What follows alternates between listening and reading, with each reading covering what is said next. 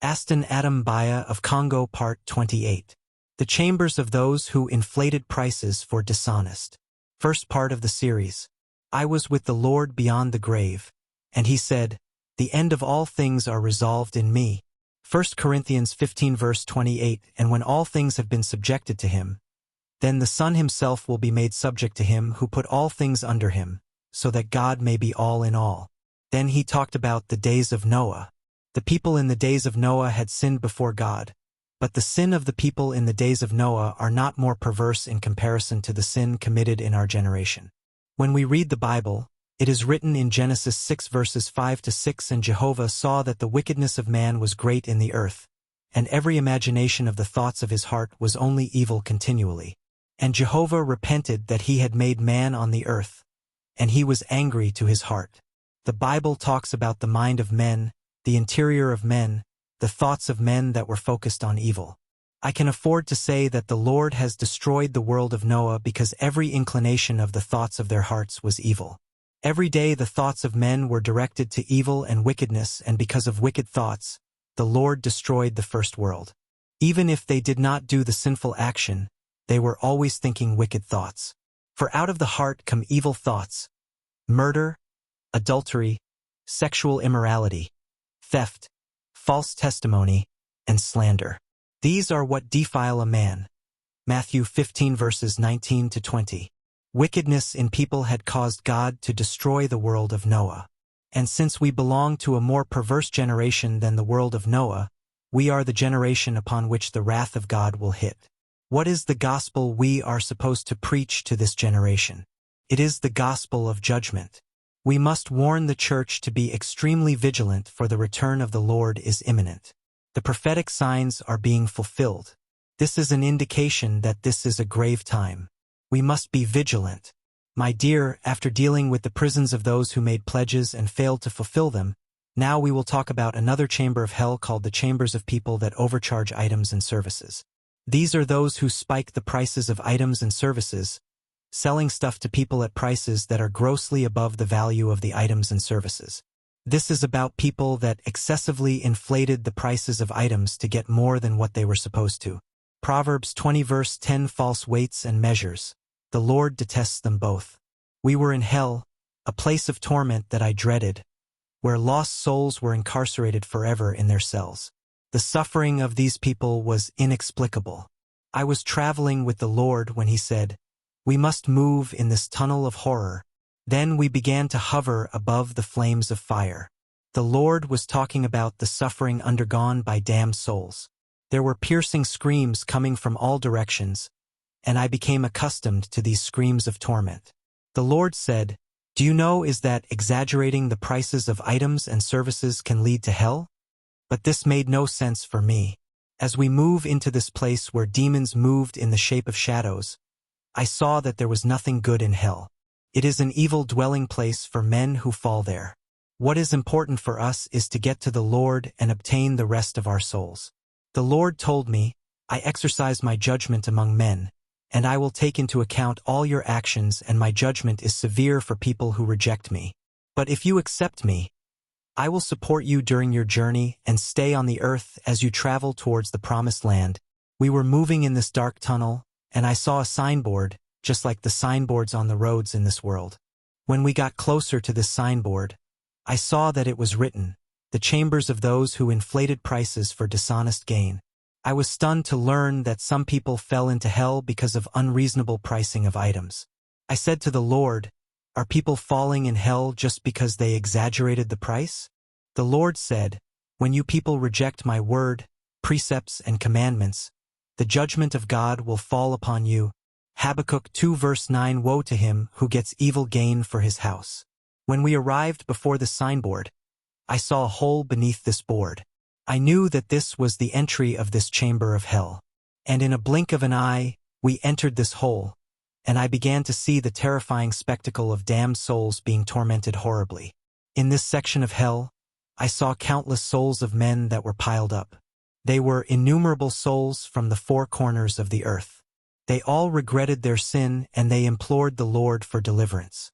That torment was unbearable, for I saw demons tormenting these souls that were piled up. These people in hell were begging for water. Witnessing this horrible scene, I began to cry, and I saw the Lord shedding tears. He said, "This is not my fault. I shed my blood on the cross for these people. If my people for which I have paid this high price on the cross fall here, it's not my fault." In this section of hell, I saw so many objects, and these objects were demanding justice against these souls. Not far from where we were standing, there was a burning mountain, upon which I saw standing two giant demons. These demons were tall, approximately 16 meters. These two demons kept saying to these damned souls, "Rejoice, rejoice, this is your kingdom for eternity to eternity." I saw that one of the demons has grabbed a soul in his hand. I heard this soul saying to this demon, "Forgive me, I acknowledged my sin," but this demon would not listen. And this soul said, "Woe to my soul! What is it that caught me? Just because of these insignificant things I am condemned forever to be here." I noticed that this man was dark as coal, for he was burned by fire, and his bones were crushed, and he had holes all over his body, as if he was perforated. This demon told him, "You never pity your father. You always lied to him about the prices of items in order to get the extra money. What are we supposed to do to you, if not torturing you?" The man begged this demon. He told them, "I agree that I have sinned, but I have lied about the price because of my parents. They failed to understand that I was already an adult and I had needs.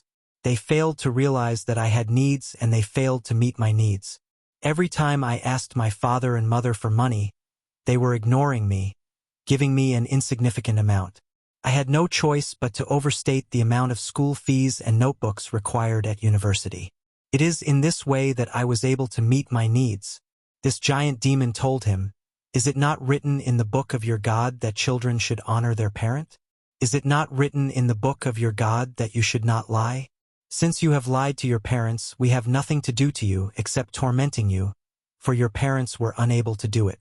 We are committed to this work." These demons threw this man to a place that was full of thorns, and he was pierced by these thorns. The man said, "Woe to my soul! What is it that caused me to cheat? I am condemned because of little things. I lost my soul forever." Proverbs 21 verse 6. The acquisition of treasures by a lying tongue is a fleeting vapor, the pursuit of death. I said to the Lord, "What did he do?" The Lord said, "You heard his confession. His parents did not carry out their duty. He had a lot of needs in life, but he did not know where to get money. He was lying to his parents to have something. He deliberately overstated the amount of academic fees to meet his needs. This is the kind of sin that led him here." Before his death, all the students were required in the university to buy a syllabus that costs $10, but he told his parents that the syllabus costs $15 in order to gain $5 for himself. Not long after this incident, he fell sick and died. The Lord said, "There is no price for your soul. Therefore, reform your ways and guard yourself against doing evil." Mark 8 verse 37. Or what shall a man give in exchange for his soul? My dear, I used to think that these price exaggerations that we used to do to our parents in order to profit some money from them were not so grave. Yet innumerable souls were piled up in this place for this sin. Then the Lord took me to a mountain. When we rose to the top of this mountain, I saw that there were thousands of openings and pits that were vomiting fire like lava spilled by volcanoes. The Lord said, "I must take you to visit souls that are imprisoned in these pits of fire." I said, "Lord, what is the fate of these souls that are tormented here?" The Lord said, "It's too late for them.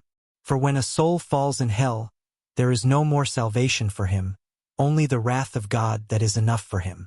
It is a great day of wrath reserved for all sinners that have tread on my grace."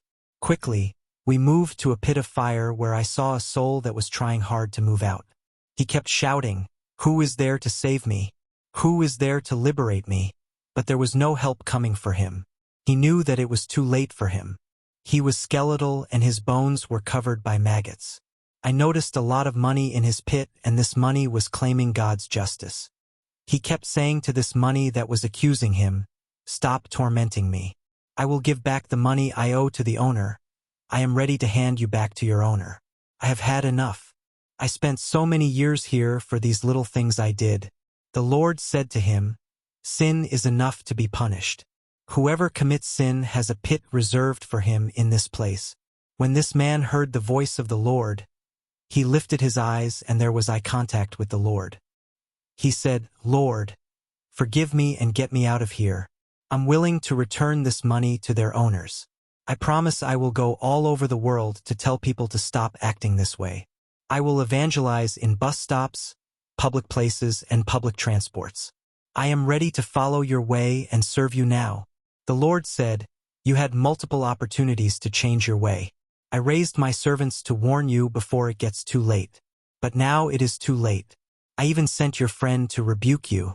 Even your wife was telling you that what you were doing was wrong. You have failed to listen to the voice of your wife who was talking to you on my behalf. Today, my son, I cannot do anything for you. It's too late. The wrath has fallen upon you." But this man kept begging the Lord. He said, "Lord, have pity on my soul and grant me grace. I want to return to earth just for 30 seconds and repent. I cannot stay here anymore." The Lord said, this man was an employee in a company. His boss loved him a lot. Every time the company was to buy goods, the boss was sending him. He was supposed to check the prices of all the orders. And then he was to submit the total price and amount to the company, which was supposed to get him all the money. But every time he was to do the total of the cost of the goods he was to buy, he was adding an additional amount for his own interest. When something costs $100, he would write $150. What costs $50, he would write it as $80.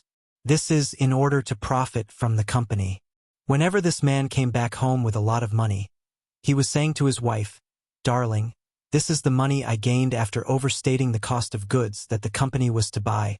Given that her wife was a Christian, she was against her husband profiting from the company, and she was opposing him, telling him, "Your salary is enough for us in this house. You don't need to misquote the price of goods higher in order to acquire unjust gain from the company." But he kept telling his wife, "I have a lot of responsibilities and a lot of things to do. I have no choice.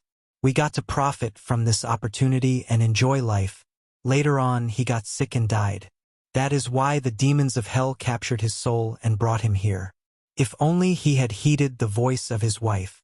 Proverbs 16 verse 8, "Better is a little with righteousness than great income with injustice." When the Lord was telling his story, he kept saying, "Lord, get me out of here." But the Lord kept saying, "Too late. The judgment has fallen. The time of settling account has happened." Then we went to another pit where the fire was burning a man. This fire was rising from the ground to the top of the pit, burning him. I saw that he was a burning skeleton. The Lord said to him, "You were lying to my servant and stealing sacred money to use it for your own interest. If only you heard the warning of my servant, you would not be here. But this is how you ended." He said, "Lord, it's not my fault. It's my pastor who gave me the responsibility of dealing with the church supplies. I was the one buying all the instruments. But the pastor was selfish. He never considered that I had needs. He was earning a lot of money in the church, but we were serving him for free. While he had more than enough, he ignored us. That is why I was overstating the prices of church instruments to gather some money for myself. Forgive me, Lord. I am conscious of my sin." Since I wanted to know more, I said, "Lord, what has he done?" The Lord said, "When he was alive, his pastor trusted him. And when his pastor traveled abroad, he was the one keeping the money of the church, and all the spending of the church was in his hand. One day a preacher came from Europe to preach in their church.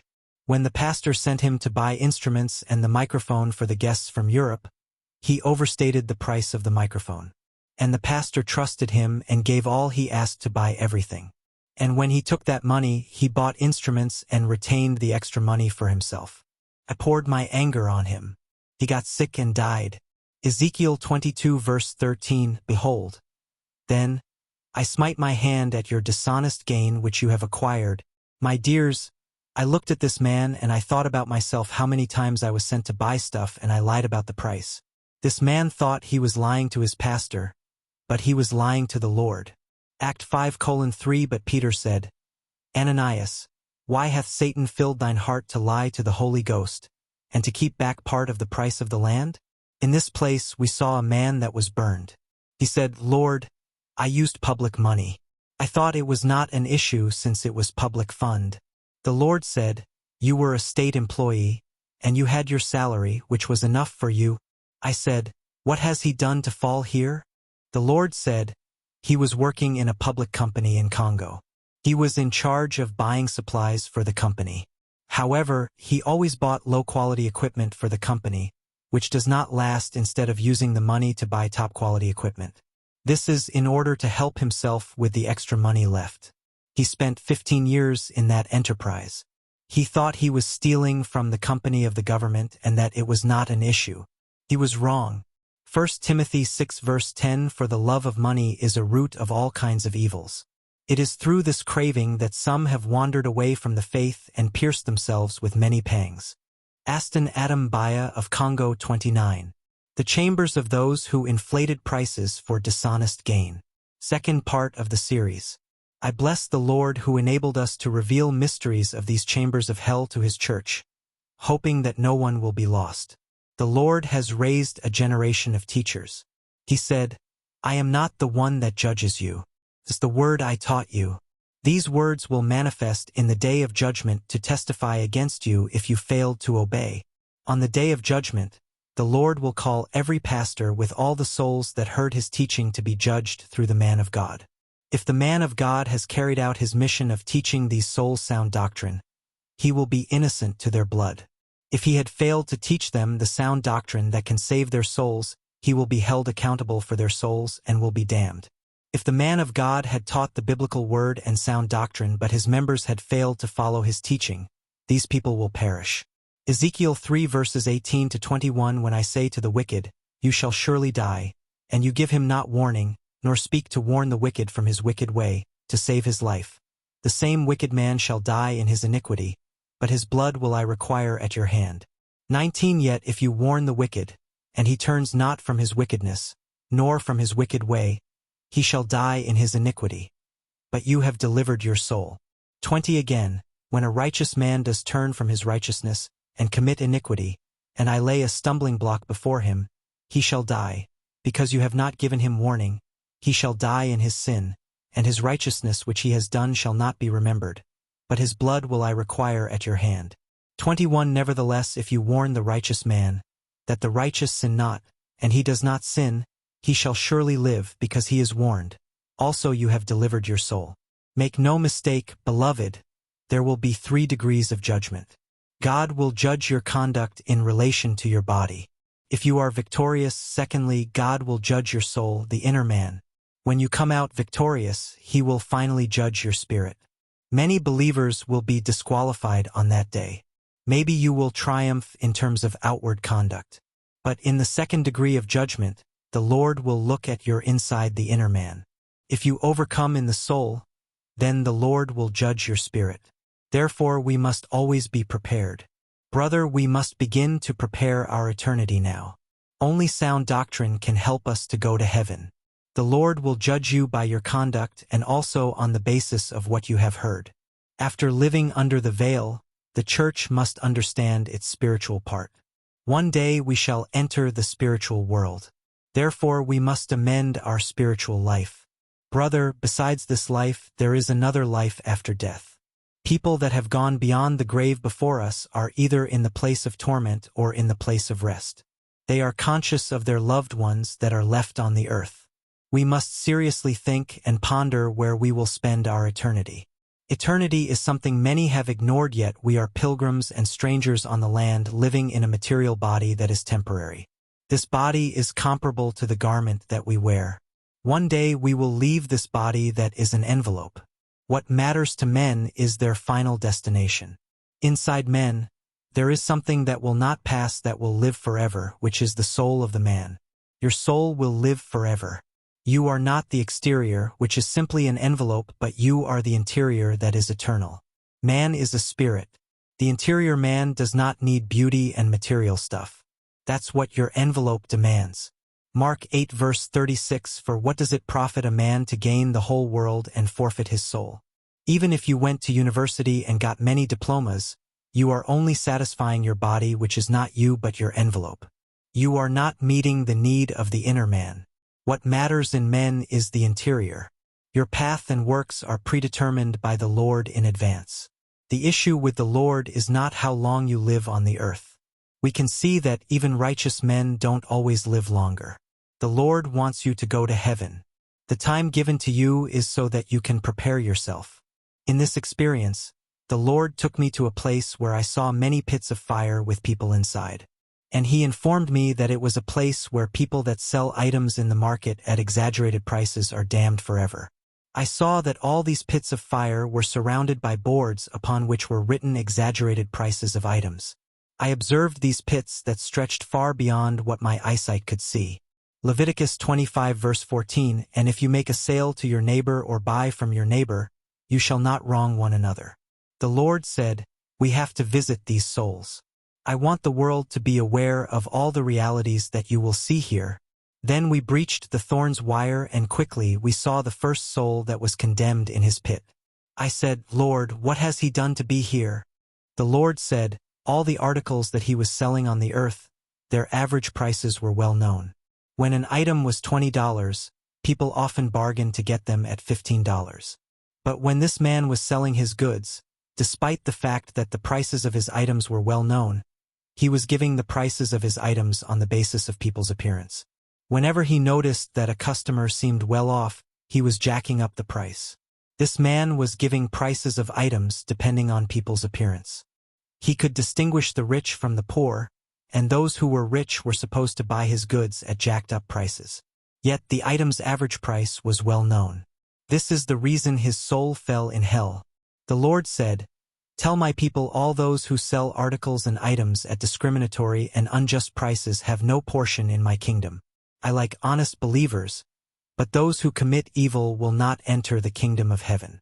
This is the fate of all these people that inflate prices and overcharge for dishonest gain. Leviticus 19 verses 35 to 36, you shall do no wrong in judgment, in measures of length or weight or quantity. You shall have just balances, just weights, a just ephah, and a just hin. I am the Lord your God, who brought you out of the land of Egypt. Then we continued our journey. We saw another soul that was in the flame of hell. He was in the worst torment. I saw that he was really enduring unbearable pain. I asked, what has he done in the world before here? The Lord said, when he was in the world, his mother could not go to the market to do the shopping for the family. Therefore, she charged him to do all the shopping for the family. Given that his mother was writing all the prices of these items that he was supposed to buy, his mother was giving the money on the basis of the average and known prices. But whenever this man was going to the market, he was bargaining with the seller so that he would buy these items at a lower price, in order to profit from the remaining money. Yet this was not his money. This was money made available by his mother for family expenditure. He got in the habit of bargaining with the seller to get items at a lower price and profit from money that does not belong to him. He should have returned the rest of the money to his mother, for they do not belong to him. It's his mother that was to decide whether to give him that money or not. I said, Lord, if the judgment is this way, who can be saved? He has done nothing wrong. The Lord said, even if he bargains to get items at a lower price, it's still not his money. He should have returned the money to his mother. His task was just to buy goods and return the rest of the money to his mother, for it does not belong to him. Leviticus 19 verse 11, you shall not steal. You shall not deal falsely. You shall not lie to one another. Then we went to the next pit where I saw a lady who was in extreme torment. Liquid fire and grill were falling on her, and she was begging the Lord to save her. The Lord said, she was a married woman. Her husband was taking care of her when she was pregnant. She told her husband, since I am feeling exhaustion, we need to employ a mate that can help us so that what I cannot do, she would do it for me. The husband said to her, I have no time. Just find a maid that you trust and I will pay her salary. When the maid came, she asked for a salary of $300. But the lady bargained with her and she accepted a salary of $250. This lady told her maid, don't tell my husband that your salary is $250. But I will be paying you that amount. I only want my husband to know that we have agreed to a salary of $300. But every time my husband gives me $300, I will pay you $250. Only $50 will be mine. That is the way this lady was left with $50 every month, and she fell in hell as a result of dishonesty.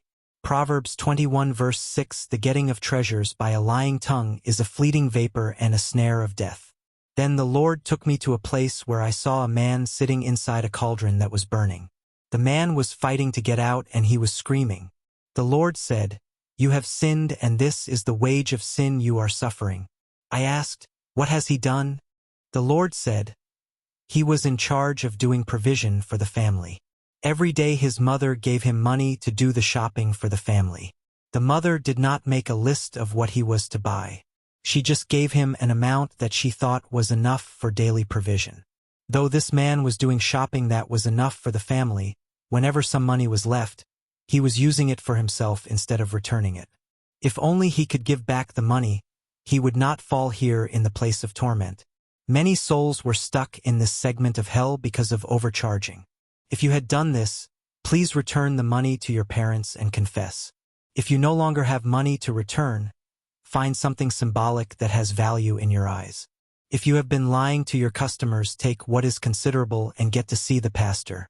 Luke 11 verse 41 NKJV, "But rather give alms of such things as you have. Then indeed all things are clean to you." Ezekiel 33 verse 11 Say to them, "As I live, said the Lord God, I have no pleasure in the death of the wicked, but that the wicked turn from his way and live. Turn you from your evil ways. For why will you die, O house of Israel?